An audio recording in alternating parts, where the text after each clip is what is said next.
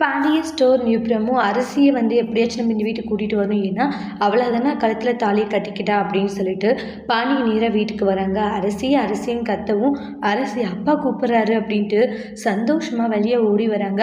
அப்பா அப்படின்றாங்க, நீ எப்படி ஒரு கல்யாணம் பண்ணிக்கின, எந்த சூழ்நிலை பண்ணிக்கலன்ட்டு எனக்கு இப்போதாம தெரிஞ்சுதுன்றாங்க. இனிமேலும் நீ இப்படி ஒருத்தவங்க கூட வாழ வேண்டாம். ஏன்னா உன்னை இந்த அளவுக்கு அவன் குடும்பப்படுத்துகிறான், அவன் இந்த அளவுக்கு தப்பானவனா இருக்கான். அப்படி இருக்கும்போது இந்த வாழ்க்கையை உனக்கு வேண்டாம், நீ வந்துடு அப்படின்ட்டு அவங்களுடைய அப்பா கூப்பிட்றாங்க.